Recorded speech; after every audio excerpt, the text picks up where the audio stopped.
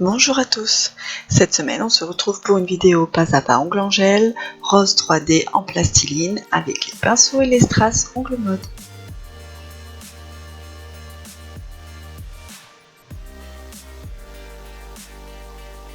Alors voici la jolie rose que j'ai pu vous faire en plastiline. Ça fait déjà un petit moment que je me dis qu'il va falloir que j'essaye cette matière, sauf que j'ai pas forcément toujours le temps d'essayer des nouvelles choses.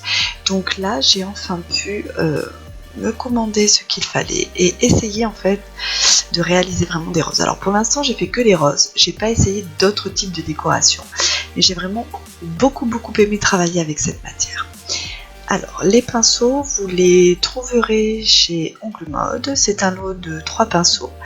Dedans il y a un petit pinceau, vous voyez, langue de chat, tout fin, qui est parfait pour la réalisation de ces pétales. Alors par contre, pour ce qui est de la plastiline, actuellement il n'y en a pas chez Ongle Mode, mais c'est pas grave, vous pouvez en commander n'importe où, hein, dans n'importe quelle autre boutique. Alors moi j'ai fait un mélange à chaque fois de rose et de rouge. Donc lorsque je fais mes petites boules, je mets toujours un petit peu de plastiline rose et un petit peu de plastiline rouge. Donc là j'ai commencé par faire mon cœur. Donc en fait la petite astuce consiste à avoir un gant toujours un peu humide. On fait des petites boules comme si c'était de la pâte à modeler et ensuite avec son pinceau, pareil, suffisamment humide, on vient réaliser son pétale. Ensuite on le décolle. Faites attention, si vous humidifiez trop, ça a tendance à ramollir trop la matière et du coup après ça colle. Et ensuite je vais venir modeler mes pétales un par un. Alors c'est quelque chose qui est quand même assez long à réaliser. Donc personnellement ce que je vous préconise c'est de les réaliser à l'avance, de les mettre dans une petite boîte et ensuite de les proposer à vos clientes.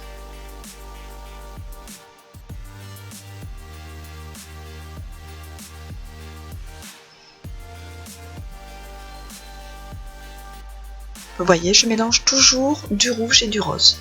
Alors parfois je vais prendre une boule rose plus grosse et un tout petit peu de rouge, et parfois je vais faire l'inverse, je prendrai une grosse boule de rouge avec un tout petit peu de rose. Les deux matières se mélangent parfaitement. La prochaine fois j'essayerai 2 autres teintes.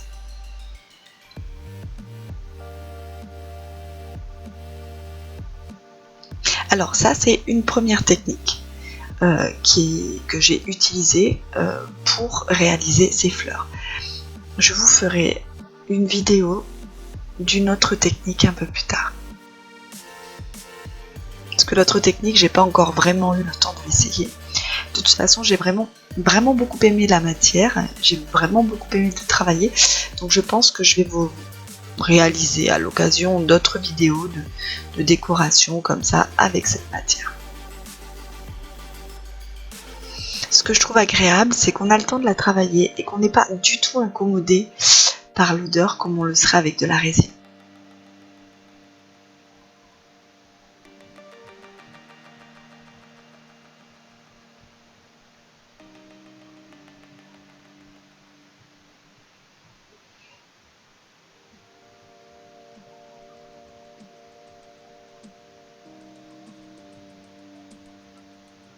Alors, je suis désolée, j'ai mon focus là qui a vraiment été très sollicité.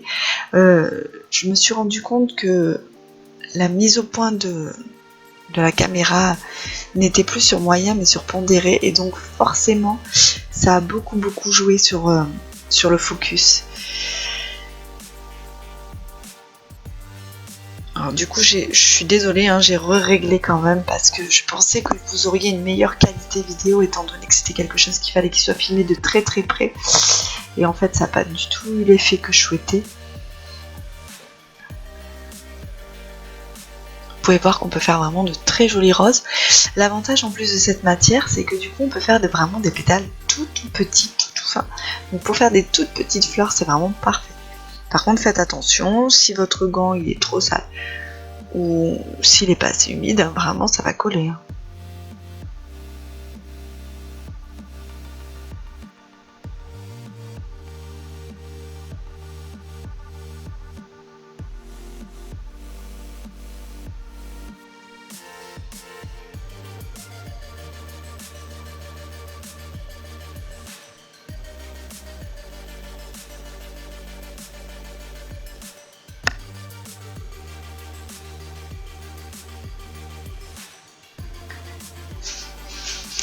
Alors ici, je vais poser quelques strass. Alors, figurez-vous qu'en allant chercher la photo du produit sur internet, je viens de découvrir que les fameux strass que j'ai posés, que j'avais commandés, sont des strass phosphorescents. Donc là, je ne peux pas vous prendre de photos dans le noir puisque j'ai laissé la capsule dans mon local. Mais la prochaine fois, je vais essayer de prendre une photo du coup des strass dans le noir pour que vous puissiez les voir. En tout cas, même sans être phosphorescents, ils sont très très beaux comme ça. Ils ont des petites teintes acidulées, ils sont vraiment magnifiques. J'ai également mixé avec des strass blancs et argent, classiques. Et ensuite, je suis venue agrémenter de quelques petites micro-billes. Alors là, vous voyez, hein, j'ai un fond de ma finition de Go. Je récupère toujours vraiment les fonds comme ça pour venir poser des micro-billes ou des strass. Alors, finalement, je change de pinceau parce que je trouve que pour l'application des micro-billes, le pinceau de détail rose, là, celui-ci, c'est vraiment celui qui convient le mieux.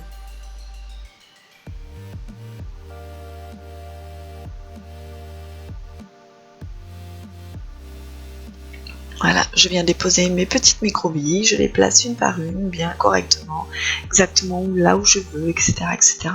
C'est vraiment un travail minutieux.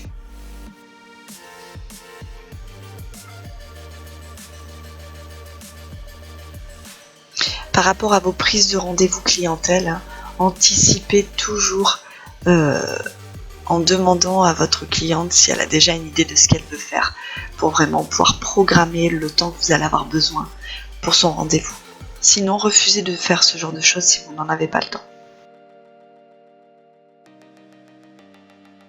Si cette vidéo vous a plu, abonnez-vous à ma chaîne et cliquez sur la cloche des notifications pour être au courant des nouvelles vidéos. Je vous souhaite une agréable semaine. À bientôt!